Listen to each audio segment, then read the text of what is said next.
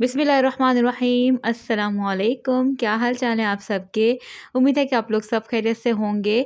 आज की मज़ेदार सी शानदार सी रेसिपी आज बनाना सिखा रही हूँ आपको, शलजम पालक गोश्त, जो कि बहुत लजीज बनता है और बहुत मज़ेदार बनता है। सर्दियों में तो ये बहुत ही अच्छा लगता है, बहुत टेस्टी बनता है। चलें फिर सिंपल सी रेसिपी इसकी स्टार्ट करते हैं। सबसे पहले मैंने एक पैन लिया है, उसमें मैं डाल रही हूँ ऑयल।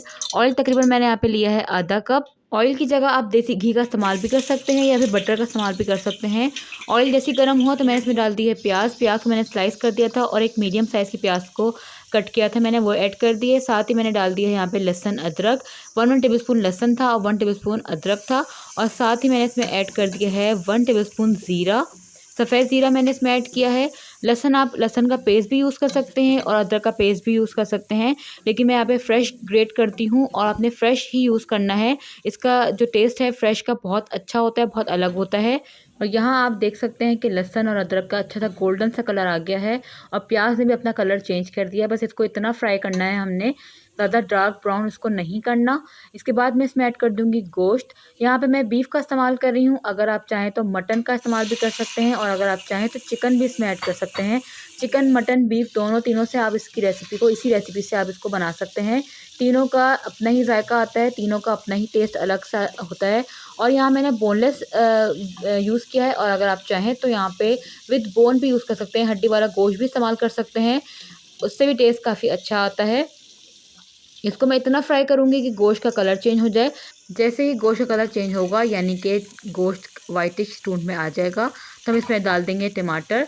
टमाटर मैंने यहाँ पे चॉप कर लिए थे और टमाटर 3 अदद मीडियम साइज़ के टमाटर थे, जिसको मैंने चॉप कर लिया था, वो मैंने इसमें ऐड कर दिया। थोड़ी सी इसकी भुनाई करेंगे। टमाटर का कलर देख के आप घबराइएगा नहीं, कंफ्यूज नहीं होगा। टमाटर थोड़े से येलोइश टोन में थे मेरे पास, तो मैंने कहा यही इस्तेमाल कर लेती हूँ, तो मैं इसी को इस्तेमाल कर रही हूँ। थोड़ी सी भुनाई करूँगी ताकि टमाटर थोड़े से अधगले से हो जाए और गोश्त भी थोड़ा सा फ्राई हो जाए, थोड़ा पक जाए इसमें।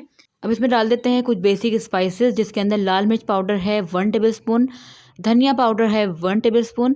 एक पैन लिया था जिसके अंदर 1 टेबल स्पून ज़ीरा डाला था, 1 table spoon coriander seed add किए थे और 4 से 5 अदद मैंने यहाँ पे लाल गोल वाली मिर्ची जो होती हैं बटन चिलीज़, उसको ऐड किया था। ड्राई रोस्ट कर लिया था उसको, थोड़ा सा पाउडर बना लिया था उसका। पाउडर बना के मैंने 1 टेबल स्पून वो पाउडर ऐड कर दिया इसके अंदर। साथ ही मैं डाल रही हूँ यहाँ पे 1 टीस्पून हल्दी पाउडर और अब ऐड कर दूँगी मैं इसमें नमक।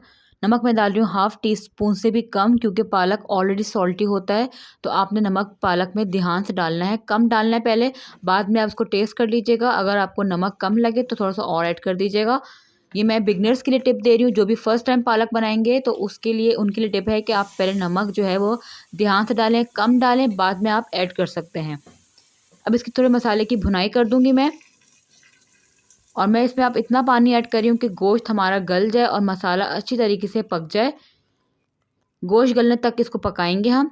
अगर आप चाहें तो कुकर, प्रेशर कुकर का भी इस्तेमाल कर सकते हैं, जल्दी कुक हो जाएगा। मैं पैन में पका रही हूँ उसको और यहाँ पे कुछ देर पकाने के बाद जो है हमारा गोश्त अच्छी तरीके से गल गया था।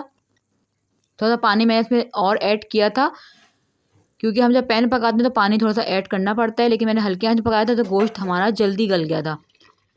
थोड़ा सा इसको मैं और कुक करूँगी ताकि पानी जो है वो थोड़ा सा ड्राई हो जाए। अब मैं डाल रही हूँ इसके अंदर शलजम। शलजम को मैंने इस तरीके से कट किया है, थोड़े छोटे स्लाइसेस किए हैं, अगर आप चाहें तो बड़े बड़े स्लाइसेस भी कर सकते हैं। मैंने यहाँ पे तकरीबन आधा किलो शलजम लिए थे, वो मैंने ऐड कर दिए इसमें। और मैंने यहाँ पे 1.5 किलो पालक, मैंने इसको इस तरीके से कट करके अच्छी तरह से वॉश कर लिया था और वॉश करने के बाद मैं इसको इसमें ऐड कर रही हूँ।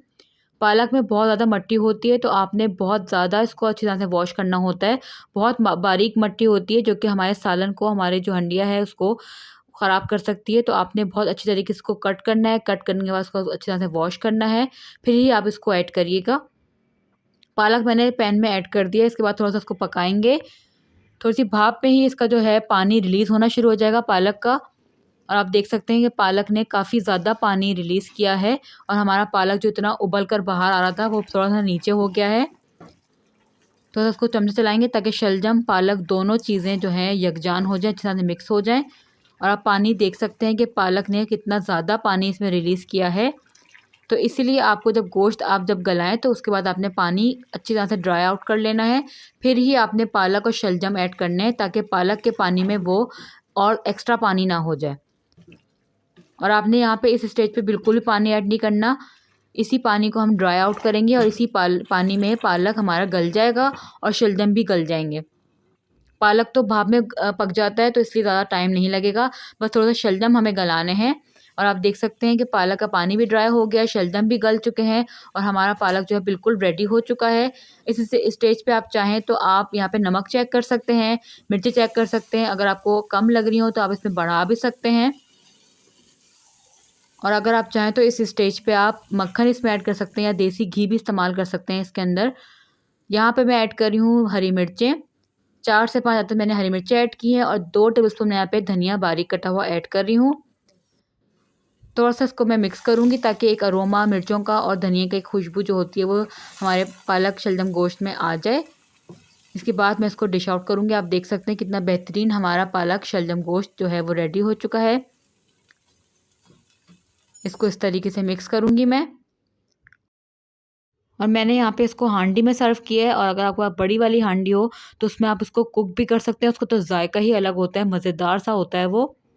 और अगर आपको थोड़ा-सा शोरबे वाला पालक शलजम गोश्त पसंद है, तो शोरबा आप कर सकते हैं, लेकिन मैं थोड़ा-सा ड्राई पसंद करती हूँ, तो मैंने इसको थोड़ा-सा और इसकी अच्छी भुनाई की है। अगर आप चाहें तो ऊपर से भी आप मक्खन वगैरह ऐड कर सकते हैं, इससे भी इसका काफ़ी जायका खुल के निकलता है, काफ़ी अच्छा और जायकेदार ये शलजम पालक गोश्त जो है वो रेडी होता है। इसको आप रोटी के साथ सर्व कर सकते हैं या फिर चावल के साथ भी सर्व कर सकते हैं। पराठे के साथ भी इसका जायका बहुत अच्छा, बहुत लज़ीज़ बनता है, बहुत लज़ीज़ लगता है। तो इसको आप ज़रूर ट्राई करिएगा। चैनल पे अगर आप मेरे नए हैं और फर्स्ट टाइम मेरी वीडियो देख रहे हैं, तो प्लीज़ चैनल को सब्सक्राइब कर दीजिएगा। वीडियो अच्छी लगे तो वीडियो को ज़रूर लाइक करके जाइएगा।